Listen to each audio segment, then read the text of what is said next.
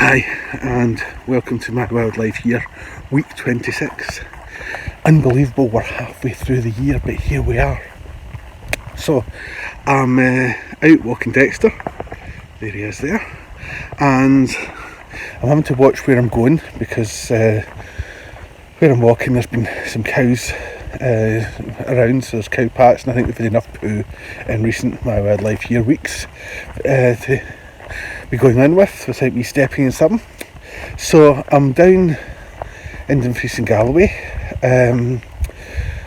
We've come away for a wee break. It's our silver wedding anniversary this week. 25 years, unbelievable. So just down for a wee break at Dunroamin Campsite. It's just south of Wigtown in Dumfries and Galloway. Lovely if you ever want to go camping. Lovely site, very small site, but let's do, and it's really well kept by Leslie that owns the site. So down here, going to be filming some stuff for my wildlife here as well as going out and about, and hopefully we'll see some more wildlife to go in the video. I've already seen goldfinch and pied wagtails and swallows and house martins flying around. It's been really lovely, and it's also brought back some happy memories. I've got lots of memories down Dumfries and Galloway. Used to go down here for family holidays with a caravan a bit further east at Southern Ness, just below Dumfries. But we've come this far, and there's a cow pack coming up, so I'm just going to navigate round that. So we would come this far east just in day trips and that, so it's always nice, brings back some happy memories. So I'm just looking forward to this week, and because I'm recording this at the start of the week, I can't even give you a clue about what I'm going to find. So let's go on and see what I find in my wildlife year, week 26. Hi, so we're out for a day at Castle Kennedy. That's it behind me. That's actually the old castle. There is a new castle that was built in the 1800s, which was new compared to that one behind me. Gardens like this are actually really important for wildlife. You can find a lot of wildlife in gardens like this that might not be found in other places, because basically the way the areas like this are managed. So I'm hoping to find some interesting wildlife as I walk round. This terrace bit behind me is a pretty good example of an area that's sort of like, you know, managed, but is also quite good for wildlife. The flat bit of the terraced slope is mowed for access, but the sloping bit has been left unmowed, and I can see quite a few bees flying about on the flowers that are still in there. There's one, it looks like a either white-tailed or a buff-tailed, I can't tell which, and another one actually over there as well on the clover on this little slope here. So as I say, slopes like this are great for wildlife, and they've been left. And then there's also other pollinators. Look at that tiny little fly in there as well. It wouldn't be a my wildlife here video without some poo. So here is some rabbit poo, so we know there's some rabbits around here. Not sure whether you can hear this, but the slope behind me has quite a few grasshoppers on it. If I had time, I'd have a look and see if I could try and get close to one to video it. I actually managed to see one. There's one just in there. Don't know how you can see it. Just there, it just hopped away over there. I'm not sure if I'm going to be able to get this, but there is a small butterfly just in here. I'll see if I can get it on camera. It's dark with light edges to it. Just in there.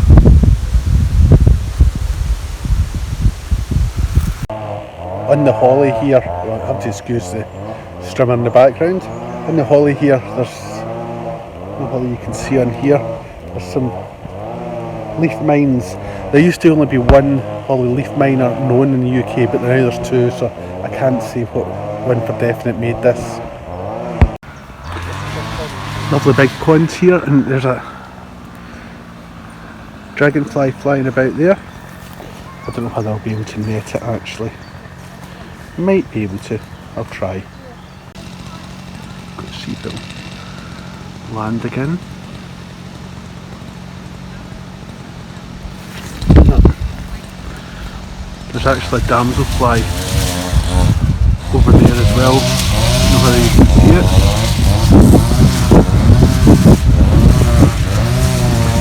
I don't think it's going to come back. There is actually an argument that formal gardens, like this behind me, isn't great for pollinators, but I actually think they are actually quite good. You know, there's debate about it, but I think they're actually quite good. I've seen several species of bumblebee, but also other bees and hoverflies and other pollinators around. And yes, they're going to be coming to these flowers, but they'll also be going to some of the other native flowers as well. So it's sort of kind of supporting that. And what you've got to remember is these bees here will produce more females that will go out, and they might set up a nest where they're actually pollinating our wildflowers. So they do you know, maybe for a single nest, it's maybe just supporting a single nest, but hopefully more females will come from that nest and they'll actually be going out in the wider environment and actually benefiting that. So formal gardens like this can be quite handy. Here's a good example here. I can see lots of buff stroke white-tailed bumblebee, and I can also see a common carder in there. What else can I see? Can I see any other bumblebees? Well, there's a hoverfly flitting about as well. So that's at least 3 pollinators are using these here. So that's another common carder. There's a couple of common carders in there. Can't see any others. I used to work in a country park and formal gardens, country house, country estate, and it was actually amazing how much wildlife turned up in the formal garden area. Not just insects, but other wildlife like toads. I was always asked, how do you keep the hostas so good without them getting eaten by the slugs? And I'd say, if you've got me 2 minutes, just wait there. And it normally took me about 30 seconds to find a toad in amongst the hostas. But you know, you never know what's going to turn up in a formal garden like this, wildlife wise. More bumblebees in here. I see some white-tailed bumblebees. A tree bumblebee somewhere I've just spotted, and that looks like a honeybee there, and there's a tree bumblebee right there, and there's a hoverfly somewhere, one of the bee mimics hoverflies. So there's another bee there. Now that's not a honeybee. I'm not sure what type of bee that is. I'm not very good in my bees without my bee ID book, which I don't have on me. Foxgloves here are always a favourite of bumblebees. You can see a few going in and out. If the sun's just right, you can actually see the bumblebee moving about inside. There's one of the either white-tailed or buff-tailed there, and it's just stopped just as I was starting to film, but there is also at least one grasshopper moving about in here, because I heard it singing away. And I'm trying to see that there. I don't know whether you can see it. It's just under that leaf right in the middle. It's just come out onto the top. I think from here, it's hard to tell, but I think it's a female scorpion fly. I don't see a tail bent up, but it is a female scorpion fly, I'm pretty certain. Another selection of bumblebees in here. We've got some white stroke buff-tailed ones. I told you it's really hard to tell the workers apart in the previous one. There's also tree bumblebee in there. Now, I don't know whether you noticed, but sometimes the bees fly towards a flower and then they fly off without landing. That's because bees have smelly feet, and basically they leave a scent behind so that when another bee comes close to a flower, they know it's not worth their while landing if the smell hasn't dissipated enough, because there won't be any nectar in there or pollen to collect. So that's why you'll see them just fly towards a flower, hover just the flower, but then just fly off without landing. Here's a quite tatty peacock butterfly. Just try to get some heat into its body to keep it going. Just visited the Blacknock distillery in near Wigtown. It was absolutely brilliant, really good tour by Ivo. I'd thoroughly recommend it. But you might think, why am I doing this in a wildlife here video? The reason for that is there's actually quite a lot of sparrow and also swallow activity in the distillery itself. Have a look at this.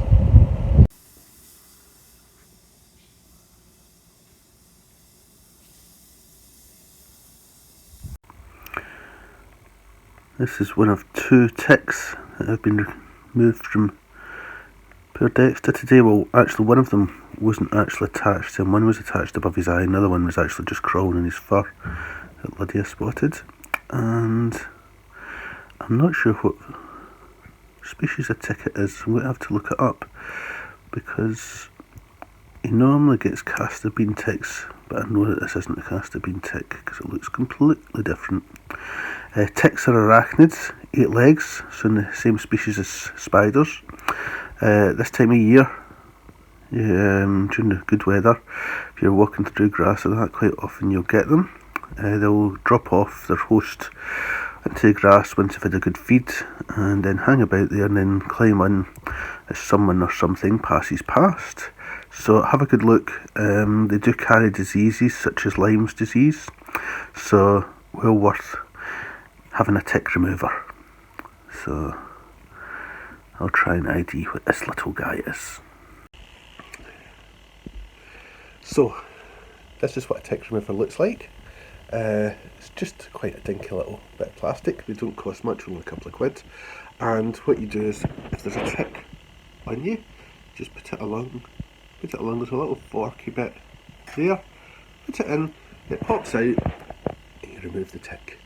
There's various different ticks, so I actually normally, if I take a tick off myself, I normally actually stick it to a bit of sellotape, just so that if I come down with them, at least I've got the tick that can be checked out.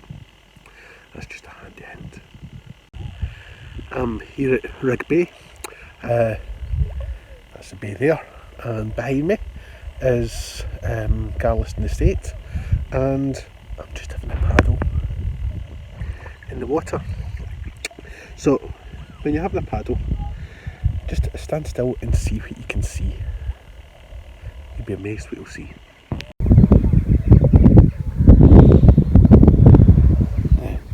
I don't know whether you'll be able to see, but there is occasional little fish, or sometimes shoals of fishes. There's a fish over there. I don't know whether I can get in. Do you see it just in the centre there? And I can't tell from here what type it is. But there's also lots of little shrimps moving about. There's the fish there. I'll maybe get my book out and try and ID it. And there's where that fish is. There's also some other small ones going about. So when you're paddling, just take it nice and slow. In amongst here, there's also right in the centre there. I've lost it. Yeah, there's a little shrimp. My foot towards it. There it moved. I don't know whether I was disturbing it too much. That looks like another one. Just there, yes. I don't know whether you can see the shrimps moving.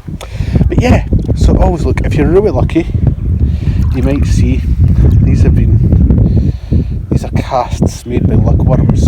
Sometimes you'll be lucky on the beach and see the casts coming up. So keep an eye out if you're ever at the sea having a paddle and what's around, as well as just enjoying the views. that. Dexter coming back. This rock's quite interesting. Well, any rock's interesting on the beach actually, but this one's got loads of different barnacles on it. Barnacles, you'll get different types of barnacles depending what bit of the shore you're on. If you're right up the top of the shore there, will be a different set of barnacles to in the mid-shore, a different set right out there. And there's also limpets here. Limpets, when the sea comes in, they actually move around on the rock. Hello Dexter, thank you. Thank you. They move around in the rock, and some of the, you actually notice some of the barnacles are actually on the limpets too. And it was actually thought barnacle geese get their name from these barnacles. It was actually thought that these were where barnacle geese came from, that these were their eggs almost, years and years ago. So that's an interesting fact with barnacles for you. There's a flock of about, what, 2, 4, 6, 8, 10, about 20, just over 20 oyster catchers flying round Rigby, and there's some gulls there. I think that looks like a black-headed, and I think the rest are herring. And over there somewhere there was a curlew flying about calling, and in amongst the rocks here there were also some carrying crows, not what you'd expect to be found. In fact, that's one right in distance over there. Not exactly what you'd expect to find on the seashore, but there's lots for them to eat, and carrying crows, you can actually hear them calling. Yeah, carrying crows will eat just about anything. Right, I've seen a lot of small sandhoppers, but I've just found this rather nice big one I've just spotted. You see it just there? Watch it. There it is. Dexter, you just about stood in the sandhopper there. You never stood in it. There must be something interesting there. Yeah. They're often found on beaches, in amongst seaweeds. They're not normally found in the open like this. This one must just be moving around to another bit of cover, so I'll leave it to it. There's lots of, probably dozens if not hundreds of tiny sandhoppers. They're so small, jumping about. I'm not sure. There's a bigger one there. It's at the bottom of my stick now. But they're jumping across the sand here. I don't know whether I'll be able to see them. I'll try and zoom in. Does that work? Yeah, I think it does. You can see them jumping about.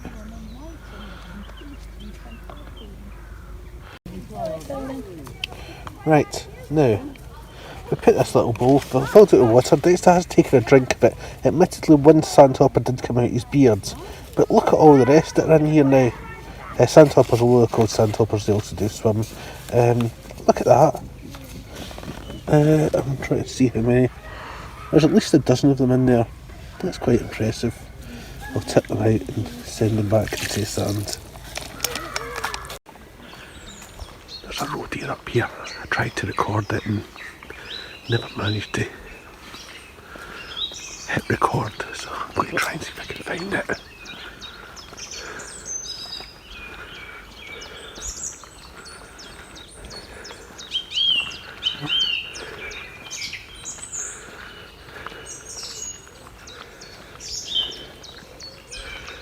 Wait in here.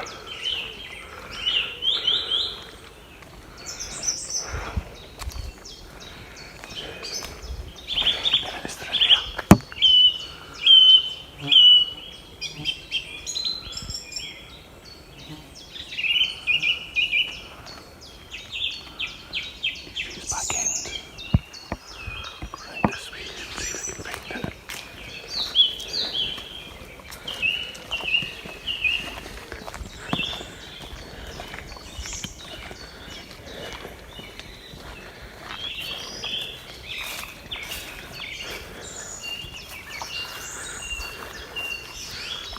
flies buzzing around me, which is quite annoying.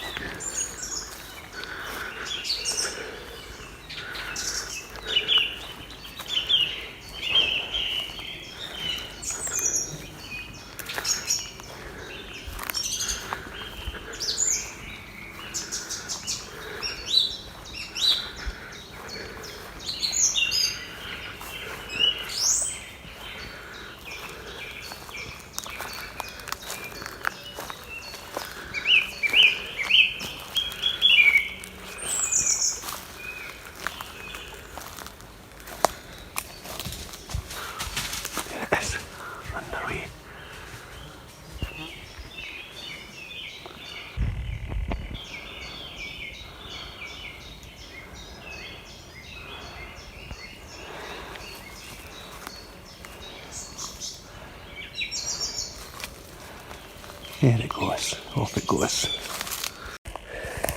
I don't know how many times I go to record something and then I don't hit record, at least but I don't notice I haven't hit record, and then I hit record and what I've actually recorded is the end of my recording.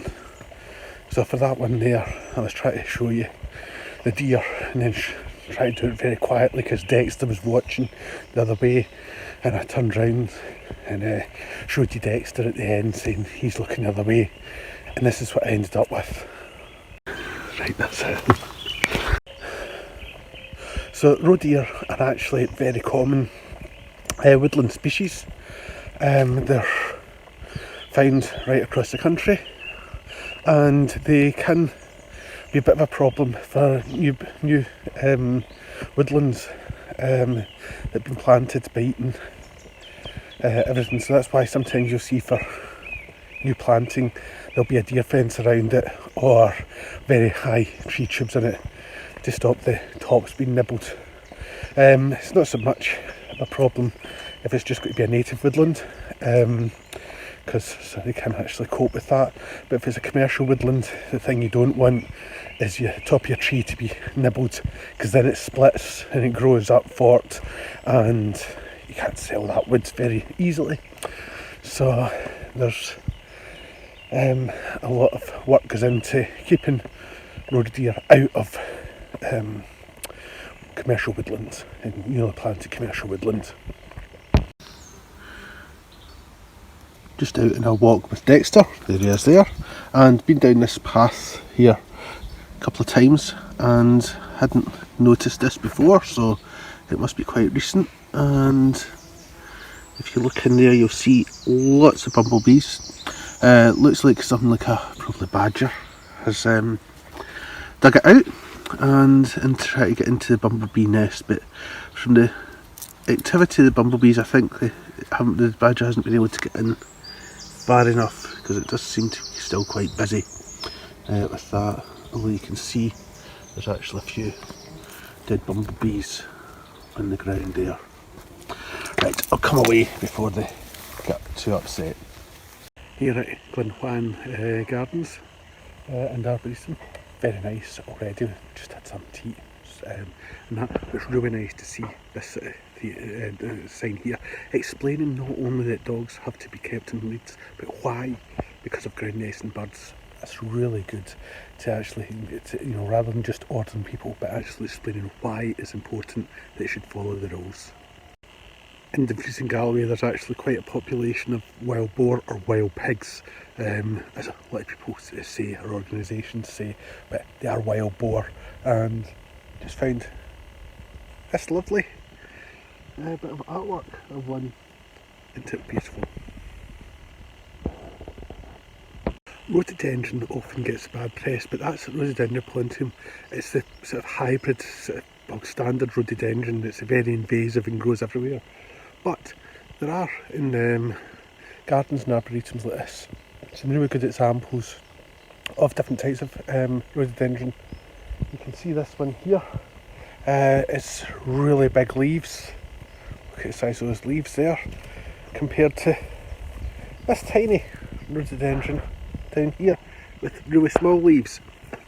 So these are they'll be really interesting once they start flowering. Sometimes the rhododendron, when it's being brought across, it can actually take several years for it to settle in before it starts flowering. So it's worth it though, because the variety, it's not just your bog standard rhododendron that you normally see in sort of like that's went wild and is everywhere. It's a buzzard.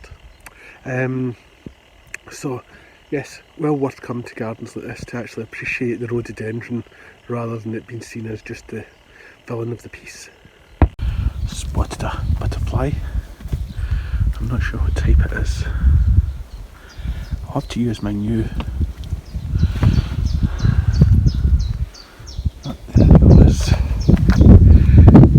ID guide that I got from Rachel for my anniversary.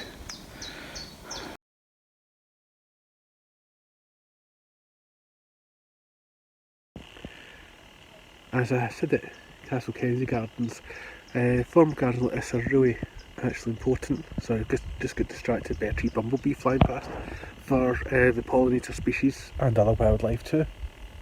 And sometimes gardens like this give the native flowers a chance to thrive as well, such as here we have got some red campion, and over there is some foxglove. So it's really nice to see the native wildflowers in amongst some of the formal garden species as well. Dunroamin Gardens was bought, well the land was bought in 1971 by Tessa and William Knott, and they moved in 1974.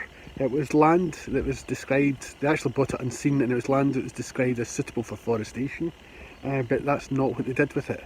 They've turned it into an amazing garden full of species from around the world. Some really interesting species here, but also what it is a haven for wildlife. You just have to listen to all the birds, and as you walk around, look at all the insects that are flying about. So it's well worth coming for a visit and having a look at this wonderful garden in this beautiful setting. Here's another good example of some variety of both planted, non-native and introduced species in this garden, along with native species down here. We've got some foxglove, then along from it is some brambles and foxglove and honeysuckle in there too that had a nice huge big common carder bumblebee on it. Some broom, some gorse, bracken coming through, some more gorse and honeysuckle, and the foxgloves over there, and the honeysuckle actually grown up through some of that rhododendron there.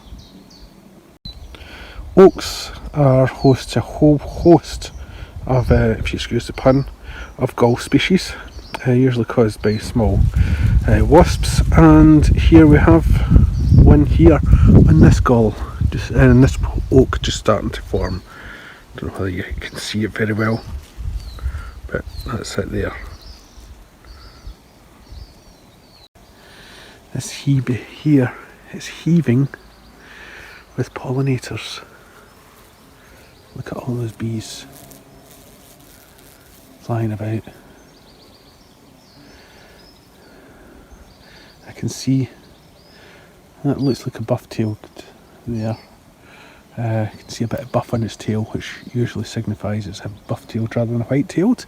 And there's a tree bumblebee in there, and also a butterfly. I'm just going to interrupt this little walk round Dunroamin Gardens because I'm going to hide you the butterfly. Rachel got me this as a silver wedding present. It's one of the Field Study Council guides. It's a butterfly one. I've been wanting it for ages but just never got around to getting it, and it's really good. Come look.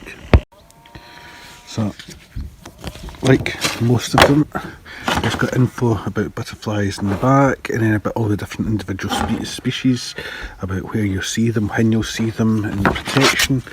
And on this side you have got photos or pictures of them with the rings open and closed, so that you can actually tell the difference now. Look up here, meadow brown, that's the one you can see. It's not a very good photo, but you can see that it is a meadow brown there. So that was the butterfly that I saw at Dunroamin Gardens. Another wild boar sculpture. Wonder whether the wild boars in the garden were here before the sculptures in the garden were here before the wild boar, or the wild pigs, as a lot of people call them, were quite as widespread in Dumfries and Galloway. Wonder what came first. Just sitting at the side of the pond, enjoying the heat and listening to all the insects buzzing about, and there's a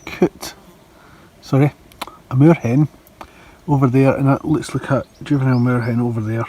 The reason why I was thinking of coots was I was going to talk about the difference between moorhens and coots. Superficially look very the same, but moorhens are more prone to wandering about across the lily pads than the coots. Although they both do it, and moorhens have red faces, coloration in their face, and coots have white. And I've just noticed, do you see what's just landed there? That's a blue-tailed damselfly, a male. So just as I was talking, that's why I got a wee bit distracted. So damselflies are the smaller cousins to dragonflies, and there it goes. There's quite a few around. You can net them and catch them, but I'm going to let that one go at the minute. I'm just enjoying the sun, and I'm not in the mood for chasing insects round. Look at that, that is absolutely gorgeous. There's a few blue-tailed damselfly flying about out there. I don't know how you can see them, but also look at the size of that koi carp in there. Wow, that is huge. As well as blue-tailed, I've now lost them. I cannot see any. There's also a blue damselfly.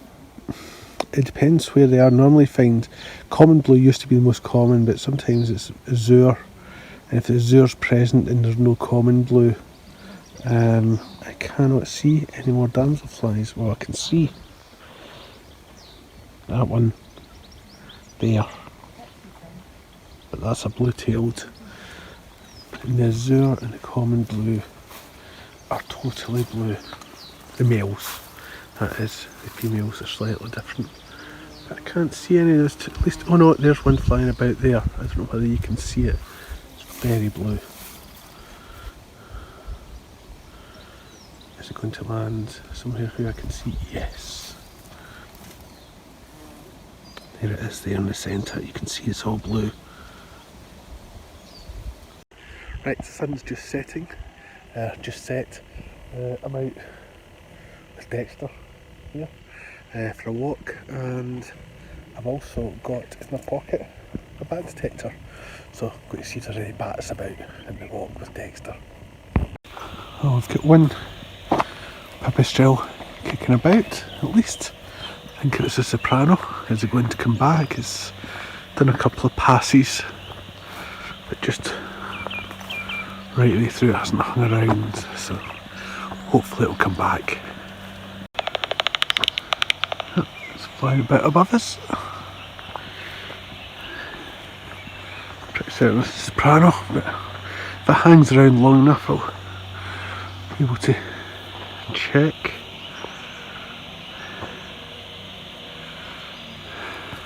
Look at that sunset. Isn't that gorgeous?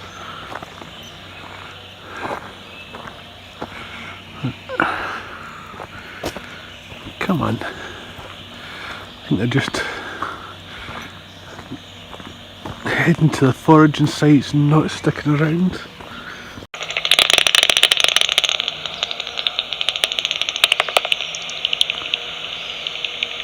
Well, I think there was actually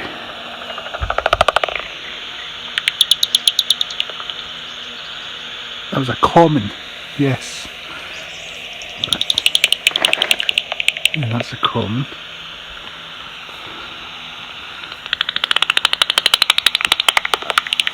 And yes, there's actually a common and a soprano here, flying around.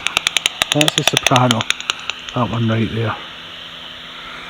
But a second to go. There's definitely wind is louder and clearer at 45 kilohertz.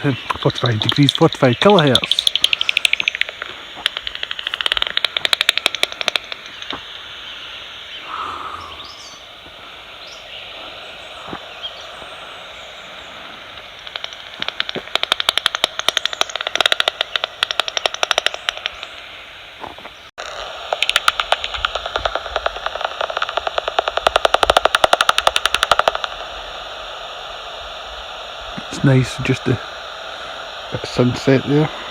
Most of the sunset, there's some bats flying about.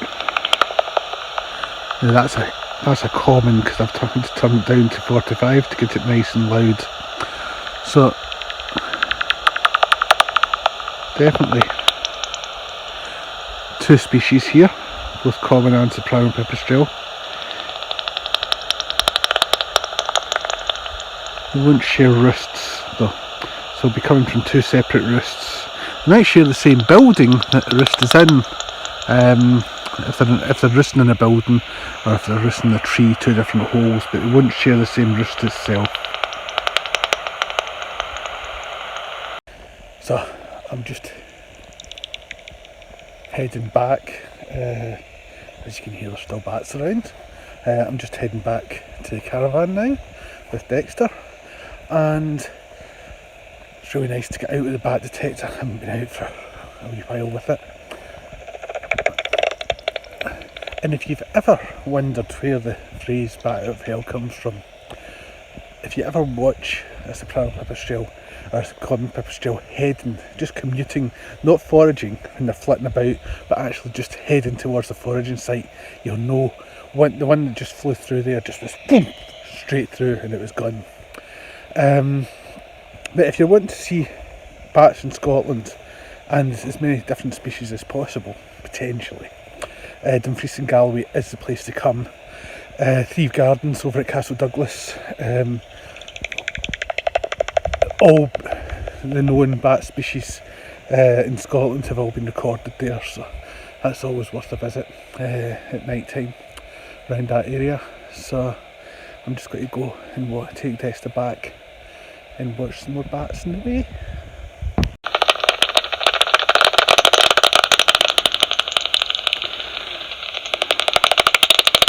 Just come to the edge of the wooded bit I've been walking through and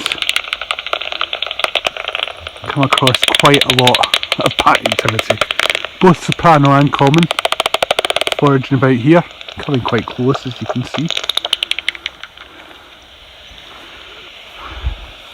I need to keep moving as Dexter's desperate to get back to the caravan to have a sleep, head to bed.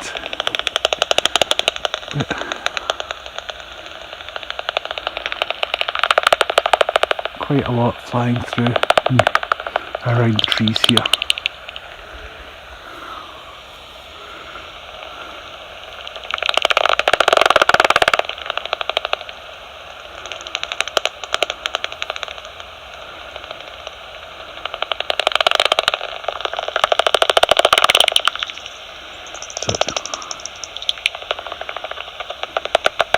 And amongst all the echolocation, there's quite a bit of buzzing, which I've said before is the feeding buzz. There's one there.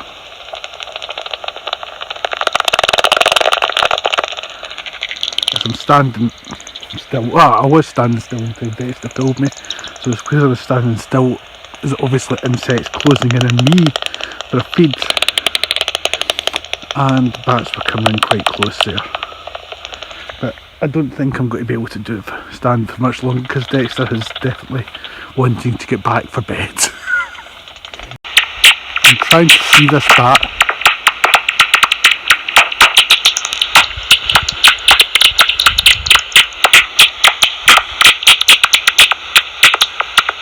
pretty certain that's, I would normally say it's definitely a noctule if I was in the Borders, but because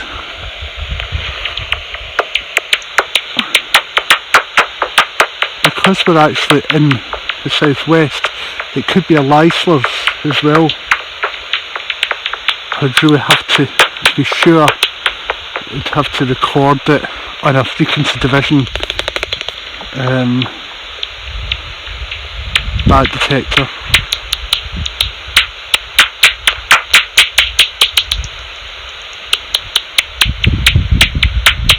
And then analyse it in the computer. Yeah, there it is, it's flying quite high. I don't know whether you can see it.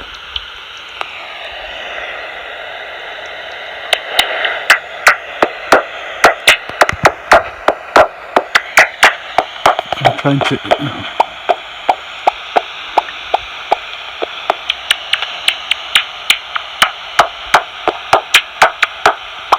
trying to catch it on my camera and failing miserably. It looks almost like a small bird when it's flying because it flies very slow and very high.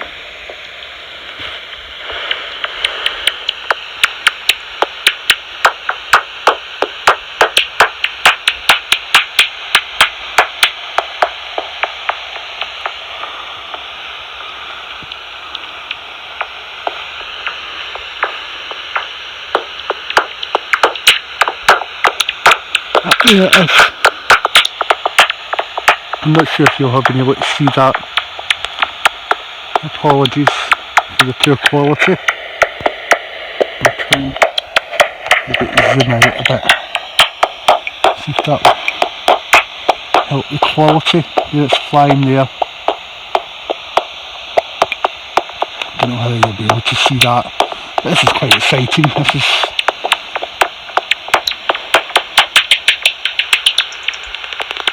you'll also hear in amongst it some pipistrelle calls, so that's 3. The pipistrelle calls will be really quiet because I'm down about 20 kilohertz to listen to the noctule stroke Leisler's. And I think Dexter, poor Dexter, I don't know how you can see him there, he's just waiting.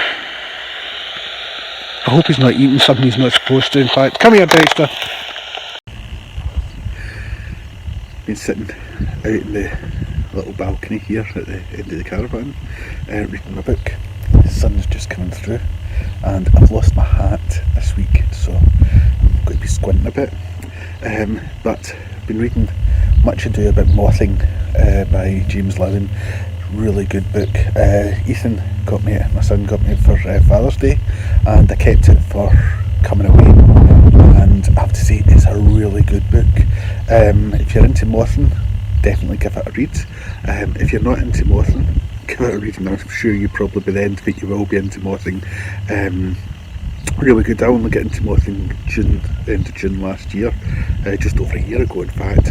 I've been missing my moth trap the past few weeks because I haven't been home, and I'm looking forward to getting back and doing some mothing when I get back there. But it's really good. One thing I really like about it is the chapters are really quite short, and my concentration hasn't been great recently, so I've been struggling to read, but chapters are just the right length that I can just sort of like dip in and out reading it. But although, I'm going to put the book down here, although I've been struggling to read because we're down Dumfries and Galloway near Wigtown, had to go to Wigtown and go to the big shops there, and one of the big shops I picked up, went a bit overboard and bought 4 books. Bought Richness of Martin's Wildlife Tales from the Highlands by Polly Puller.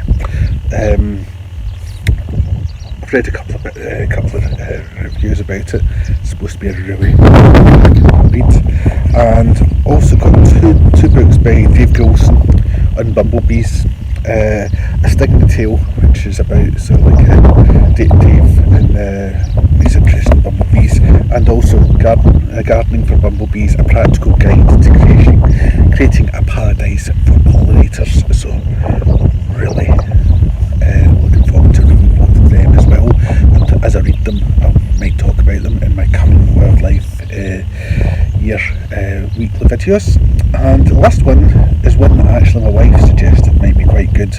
It's by David Hamilton, Where the Wild Things Grow, and it's a forager's guide to the landscape, and just having a quick look through it, it looks really good, explaining sort of like about just opened up here at dandelions, and it's got sort of like a bit about the plant itself, but then also how to make dandelion badges and dandelion coffee. So this could come in very handy, and I might make something from it and put it in one of my videos later this year. Just walking down to St Ninian's Cave, just near the Isle of Whithorn, but the cave itself is shut unfortunately, but look at this beside me. Just walked through some lovely woodland, and you can actually see the remnants of the bluebells in there. You come down a few weeks earlier than this and it is just chock full of bluebells, but look at all these wildflowers here. You've got, there's giant hogweed and not giant hogweed, common hogweed and some of its relatives in there. You've got, I saw a yellow flag iris it's just back there. You've got red campion, brambles, bracken. It's just a chock full of wildflowers and foxgloves as well up in the hills. I mean, hills are just covered. That looks like ivy certainly there. Not sure what else there is in the thing. There's honeysuckle in there. There's the wild rose, and it's just full of bees. I'd like to see more bees, but it is a wee bit later in the day, but still I'd love to see a few more bumblebees around here, buzzing about, taking advantage of all this pollen and nectar that's available. But if you ever come down this way, come down and have a look, walk down St Ninian's Cave. Hopefully the cave will be open for you by that point, but if not, just enjoy the walk down to the beach. It's a pebble beach, but walking away, listen to that, there's a bee just flying past me. It's certainly worth it, and there's also quite a lot of birds around as well. Here's just a small example of the bee activity. There was a honeybee there a second ago, as well as the bumbles, but there's, whether you can hear all the buzzing in amongst it as well. There's a buff stroke white-tailed, I can't tell from here. That looks over there. Well, it might be another one of buff to stroke white-tailed. I thought it was something different, but there's just a lot here to enjoy. That's Ninian's Cave behind me there, and I wondered how they were going to stop people getting into it. They said it's closed for safety reasons. I thought, how do you close off a cave? Because I have been here before and I thought, it's quite open. Have a look at this. It's brilliant. It's like state of the art. No one is ever going to think, oh, that's going to stop me. Can you see it there? You literally just can walk around it. Quite apart from that, where I was standing, you can also climb up from there. So I just hope everyone actually listens to it. If it is unsafe, of course, it could just be health and safety gone mad, as someone might say, and that there isn't actually much danger there at all. But I'm not going to take the chance here today. The other day, we were along at Rig Bay, and there was lots of, I'm watching my feet, I don't get wet here. I was looking at the rocks, and there was lots of barnacles and quite a few limpets. Well, there's a few limpets here, but not very many barnacles on this rock. And you can see it's not just that one.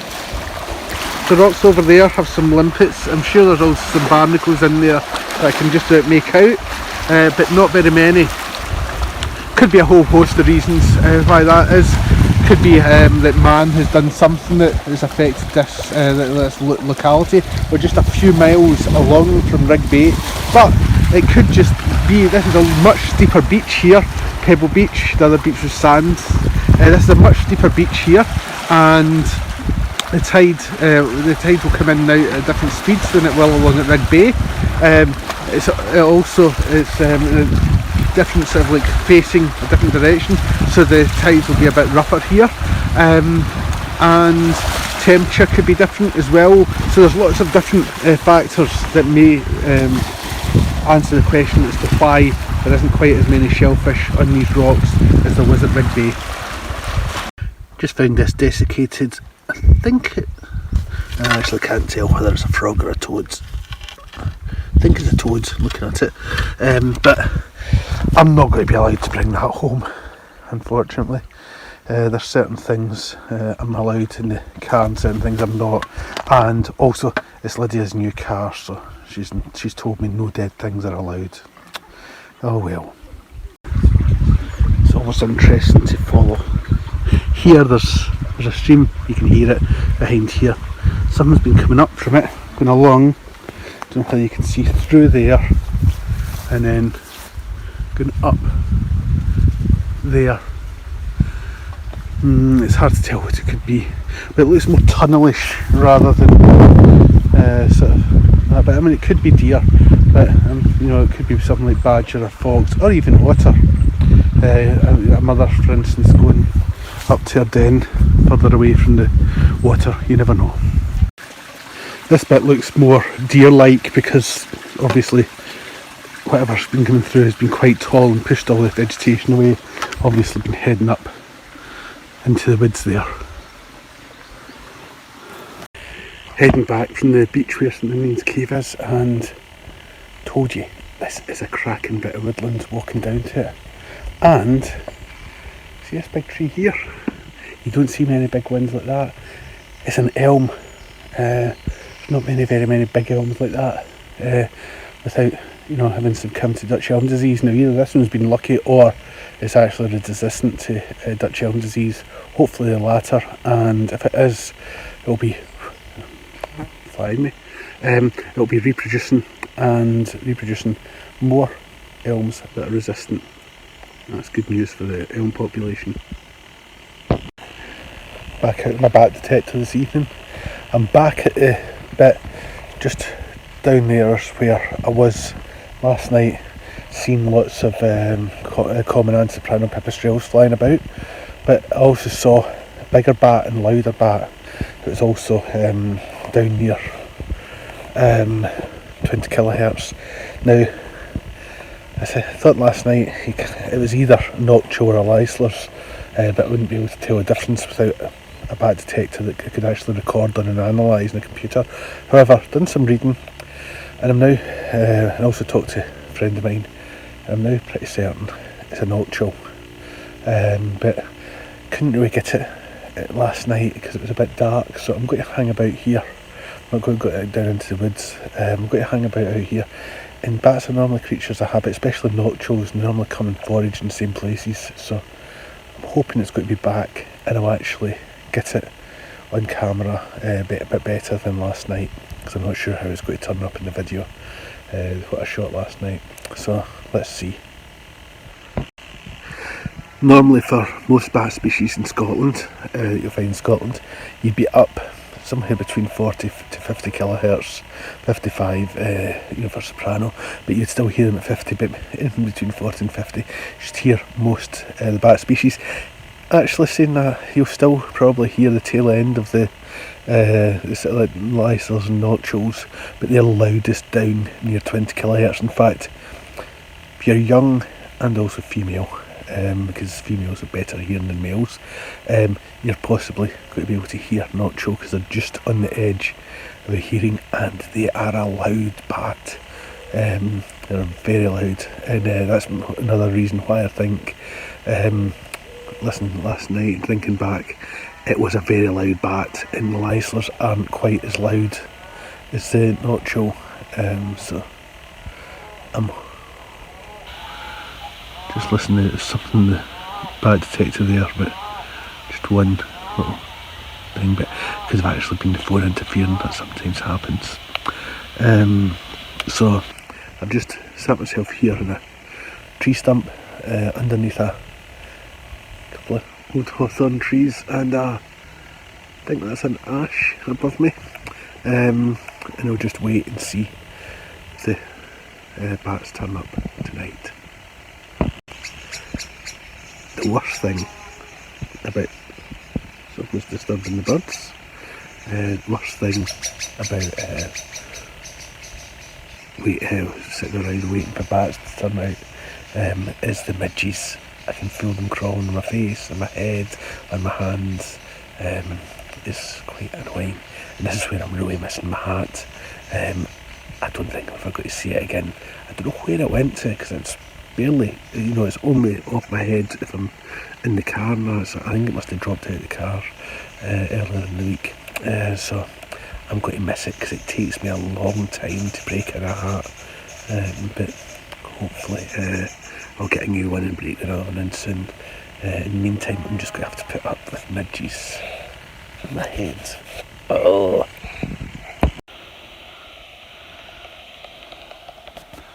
That's a pipistrelle flitting about there. You can barely hear it in the bat detector, but that's because I've got the bat detector down at 20 kilohertz, so it's just getting the very edge of the pipistrelle calls. So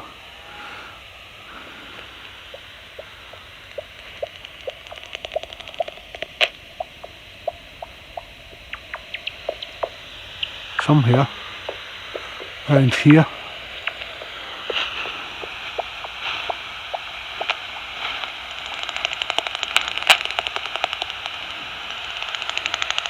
there's a noctule or a lycers.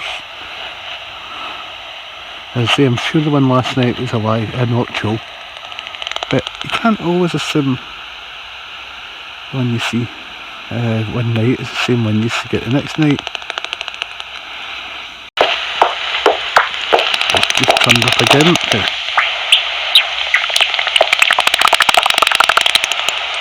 But it's definitely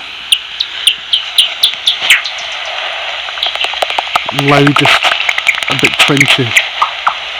Any higher than that and it starts to get quieter, which means it's definitely noctule. But I'm just trying to find it. Got a slow moving, slow flying bat, and also quite a high flying bat. You might have even seen one at night and not realised that you thought it was just a bird heading to its roost, because they fly quite straight.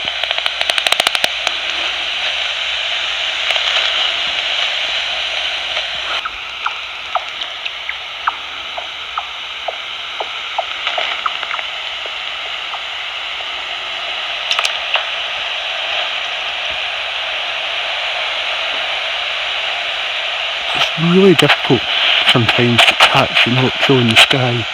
You're getting the detector, but you just cannot find it.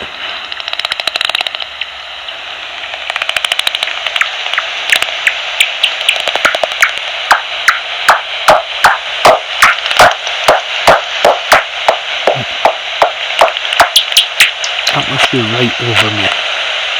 Where are you?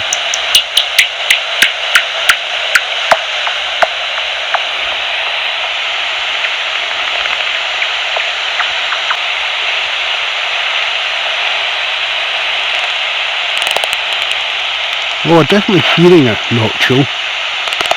Seeing it is a different matter. There's been lots of pipistrelles flying through.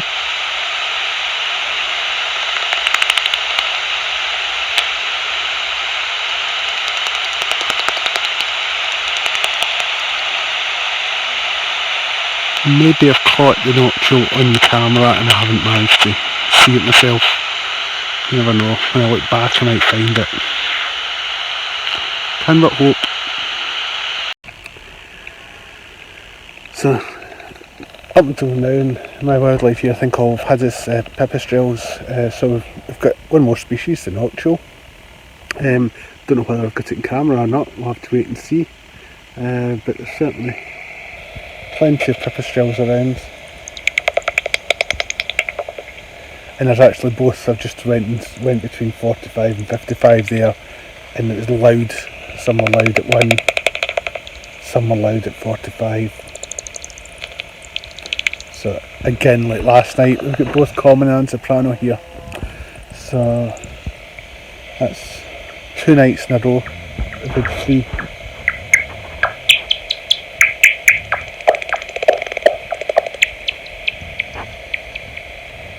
I just cannot see this noctule at all. It's flying over. Must be flying quite high. Mind you, I do know I need new glasses, so maybe that's what's to blame. Let's give it one more shot.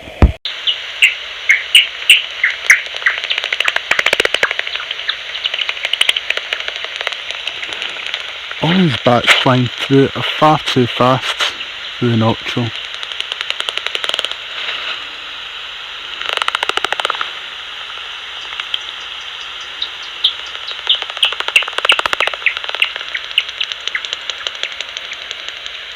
They're also flying far too low, and they're too small. The noctule's one of the biggest bats around. Not my biggest bat you'll find in Scotland.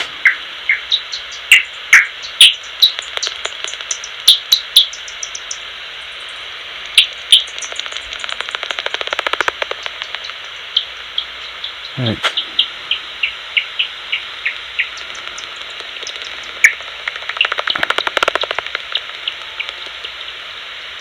I think I'm going to have to hope that I got some decent footage last night of the noctule, or that I got some this tonight and didn't realise, because I just do not see it at all. But I hope I've not bored you with my search for this noctule. The view of this noctule, certainly hearing it in the bat detector, but I'd love to have been able to film some. I'm still searching the sky here and not seeing it at all. The sky's still quite light. I would be expecting to see it. Oh well, these things happen with wildlife. We're just getting ready to leave, but look at all these, I don't know whether you'll be able to see and hear all these dead bugs. It's a shame that it's been squished, but actually it's quite good news, certainly for Dumfries and Galloway, or the west of Dumfries and Galloway, because I'm not used to seeing this number of dead bugs on the car. It's been a few years since it's been that bad, which means that there's plenty of bugs around, lots of invertebrates for other wildlife to feed on. So lots of good news for these bugs that have been squished. It's good news in general for the wildlife.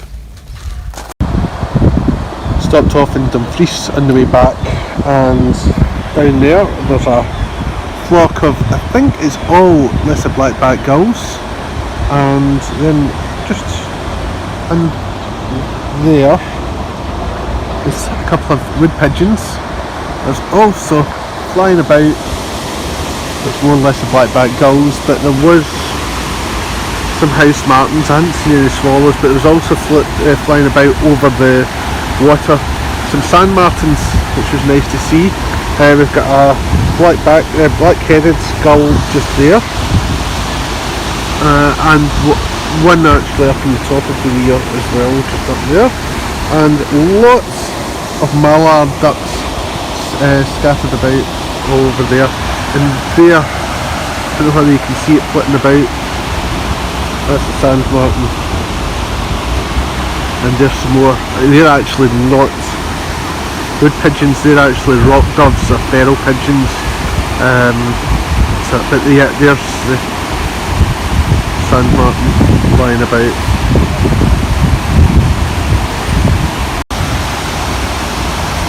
I forgot to mention this guy, a cormorant that's sitting on top of the weir, just hanging out in Dumfries, as you do. Now a couple of carrying crows have come down just to see if anything's come through the weir. In fact, there's three there. I've just noticed there's two flying off, and there's the third one flying off now. The other black-headed gull that's still down there. Well, that's this week's My Wildlife here over in Dunwith, week 26, done and dusted. Quite a big one this week. Hope you've enjoyed it, and I'm just dedicating this week's My Wildlife here to my wife Rachel, we've been married 25 years, and she's had to put up with a lot, including people turning up at the door with dead animals, sometimes injured animals, and occasionally poo and the like. So this is dedicated to you, Rachel. here's to another 25.